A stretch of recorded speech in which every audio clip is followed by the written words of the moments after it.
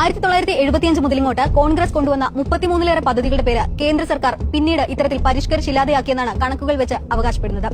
പേരിൽ ഇന്ദിരാഗാന്ധിയെന്നോ രാജീവെന്നോ നെഹ്റുവെന്നോ ഉണ്ടെങ്കിൽ ഉറപ്പായും വെട്ടിയിരിക്കും. ഇനി മറ്റൊന്നും ചെയ്യാനില്ലെങ്കിൽ ഇന്ത്യ എന്നുള്ളിടത്തെല്ലാം ഭാരതമാക്കും. പേര് ഇംഗ്ലീഷിലെങ്കിൽ അത് ഹിന്ദിയാകും. 2012 UPA സർക്കാർ കൊണ്ടുവന്ന നിർമ്മൽ ഭാരത് അഭിയാൻ എന്ന പദ്ധതിയിലാണ് ആദ്യം വെട്ടുവീണത്. 2014 അധികാരമേറ്റതിന് പിന്നാലെ ഈ പദ്ധതിയുടെ പേര് സ്വച്ഛ് ഭാരത് മിഷൻ എന്നാക്കി മാറ്റി. അതേ വർഷം നാഷണൽ റൂറൽ ലൈവ്ലിഹുഡ് മിഷന്റെ പേര് ദീൻ ദയാൽ ഉപാധ്യായ ഗ്രാമീൺ കൌശല്യ യോജന എന്ന പേര് മാറി. യൂണിവേഴ്സൽ ഇമ്മ്യൂണൈസേഷൻ പ്രോഗ്രാം മിഷൻ ഇന്ദ്രധനുഷുമായി. Direct benefits transfer for LPG പഹലായും പരിഷ്കരിക്കപ്പെട്ടു. 2015 national urban livelihood mission Deen Dayal Antyodaya യോജനയായും ആം ആദ്മി ബീമ യോജന പ്രധാനമന്ത്രി സുരക്ഷാ ബീമ യോജന എന്നും പേരുമാറി. National optical fibre network Bharat net എന്നും national manufacturing policy make in India എന്നുമായി പേരുമാറി. National skill developmental programme skill India എന്നും free LPG connection to BPL families Pradhan Mantri Ujjwala Yojana എന്നും പരിഷ്കരിക്കപ്പെട്ടു.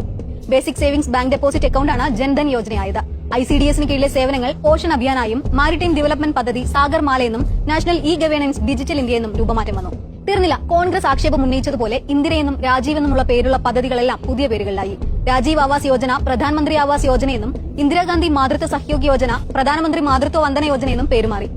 രാജീവ് ഗാന്ധി ഗ്രാമീൺ വിദ്യുത് കിരൺ യോജന ദീൻ ദയാൽ ഉപാധ്യായ ഗ്രാം ജ്യോതി യോജനയെന്നും Jawaharlal Nehru national urban renewal mission Amrut എന്നും പരിഷ്കരിക്കപ്പെട്ടു.